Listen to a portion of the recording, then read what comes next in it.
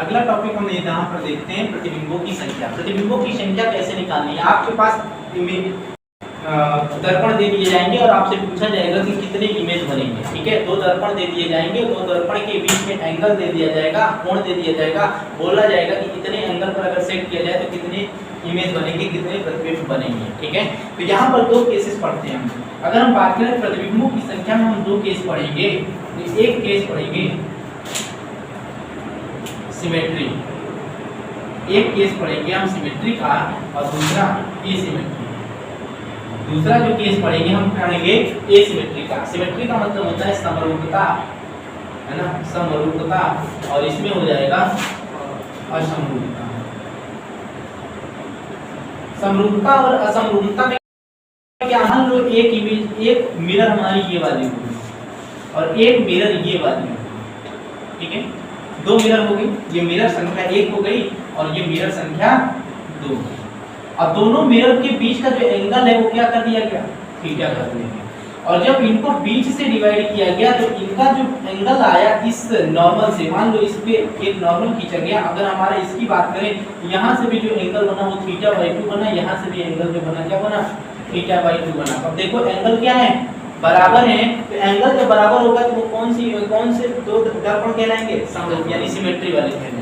और असिमेट्री वाले की अगर हम बात करें कि जब एंगल रखा जाएगा, एंगल जब रखा जाएगा इनके बीच में, दर्पणों के बीच में, तो ये जो एंगल है इनके बीच में थीटा एंगल है, और जब इनको डिवाइड किया जाएगा तो ये बराबर नहीं होंगे। हम कह देंगे θ/x और ये θ/y होंगे। मतलब ये θ/x does not equal to θ/y, इसलिए क्या है, ये असमरूप है।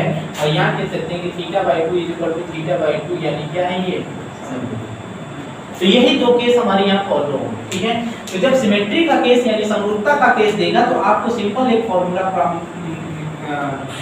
लागू करना है यहाँ पर, नंबर ऑफ इमेज निकालने का, यानी नंबर ऑफ इमेज का मतलब प्रतिबिंबों की संख्या निकालने का, दो दर्पण के मध्य निकालने का जो फॉर्मूला हो जाएगा वो हो जाएगा 360/θ - 1।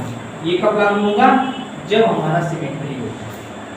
ठीक है, एसिमेट्री के केस में यही फॉर्मूला होगा, लेकिन दोनों केस में अलग लगेगा। क्या लगेगा, θ = 360/θ, सॉरी यहाँ पे क्या है, नंबर ऑफ इमेज यानी प्रतिबिंबों की संख्या क्या हो जाएगा, 360/θ। लेकिन अब यहाँ पर दो चीज हो जाएगी, अगर ये ऑड आया, अगर प्रतिबिंबों की संख्या ऑड आ गई, प्रतिबिंबों की संख्या ऑड मतलब विषम आ गई, तो हम एज इट इज लिख देंगे। अगर सम आ गई, अगर प्रतिबिंबों की संख्या क्या आ जाए, सम आ जाए, हम क्या काम करेंगे, यहाँ पर जो भी आएगा 360/θ में हम क्या कर देंगे, 1 माइनस कर देंगे नंबर ऑफ इमेज। यहाँ तक बात समझ आई कि नहीं। क्या काम करेंगे भैया कि हम इमेज, नंबर ऑफ इमेज निकालने के लिए जब असमरूपता वाला दो दर्पण लेंगे तो उस टाइम पर 360/θ सीधे फॉर्मूला अप्लाई होता है। लेकिन यदि अगर इसको डिवाइड करने पर मान लो 9 आ गया तो आंसर क्या हो गया, यही हो गया। और अगर 8 आ गया तो क्या आंसर हो जाएगा, 1 घटाकर लिखेंगे, यानी कितनी इमेज बनेगी, 7 इमेज बनेगी। आई होप इतना समझ में आया हो। अब थोड़ा सा हम और इसको आगे चलते हैं। अब मैंने कहा कि भाई एक इमेज हमने ये ले लिया, एक मैंने दर्पण ये ले लिया और एक दर्पण ये वाला ले लिया। ये दर्पण एक, दर्पण दो, दोनों के बीच में एंगल कितना, 90 डिग्री। और 90 डिग्री का जब हाफ करते तो आपको पता है ये भी 45, ये भी 45, तो ये क्या है, समरूप है कि असमरूप है, समरूप है। तो जाहिर सी बात है कि अगर हम बात करें कि दोनों मिरर के बीच का कोण कितना है, 90 डिग्री। यहाँ थीटा क्या है, थीटा हो जाएगा दर्पण के मध्य कोण, के मध्य कोण। तो अब एक चीज बताओ, यहाँ थीटा कोण कितना है, 90 डिग्री है। नंबर ऑफ इमेज निकालने के लिए आप क्या करोगे, नंबर ऑफ इमेज निकालने के लिए आप क्या करोगे बताओ, नंबर ऑफ इमेज निकालने के लिए आप क्या काम करोगे, ये फॉर्मूला लगाओगे 360 - θ - 1।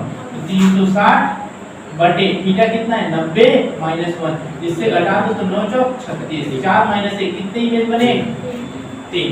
यानी कि अगर हम बात करें कि जब हमारा दोनों दर्पणों के मध्य का कोण 90 डिग्री हो यानी परपेंडिकुलर हो, तो इनके बीच में जो भी हम वस्तु रखेंगे उसकी कितनी इमेज बनेगी, 3। कैसे बनेगी, देखो यहाँ पर वस्तु रख दी हम बीच में, एक इमेज कहाँ बनेगी? इस दर्पण में बनेगी।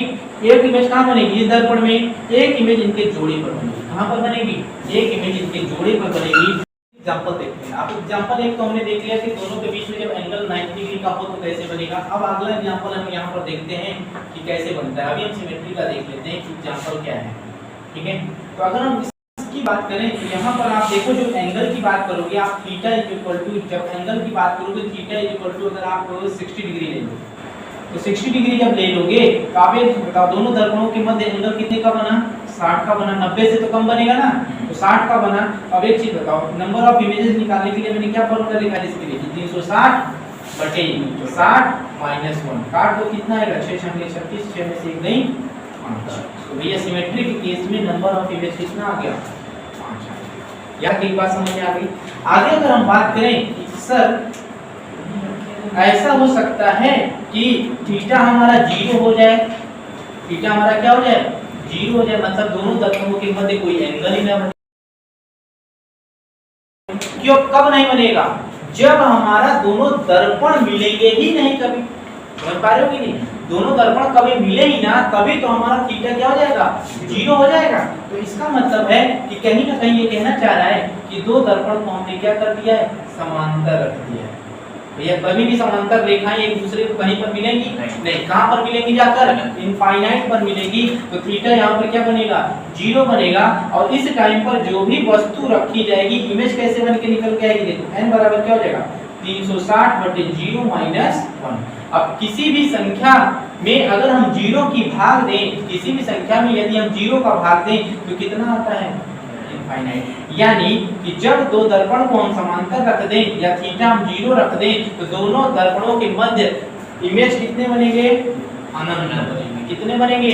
अनंत बनेंगे। और इसका प्रैक्टिकली आप देख सकते हैं, जब आप बाल कटाने जाते हैं, जब आप बाल कटाने जाते हैं, सैलून में जाते हैं या पार्लर में जाते हैं, तो आप देखो क्या काम करेगा? एक सामने की ओर मिरर रखा होगा और एक कहाँ रखा होगा? पीछे की ओर। और जब आप चेयर पर बैठ के अपने आप को देख रहे होंगे तो आपकी कई ढेर सारी इमेज बनेंगी। ठीक है, तो इस वजह से वहां पर क्या लगाया जाता है? पैरेलल लगाया जाता है। और पैरेलल लगाने से हमारा जो इमेज होता है, जो वस्तु का प्रतिबिंब होता है, वो एक से बढ़कर अनंत तक पहुंच जाता है। यहाँ तक बात समझ में आई है ना? ठीक है।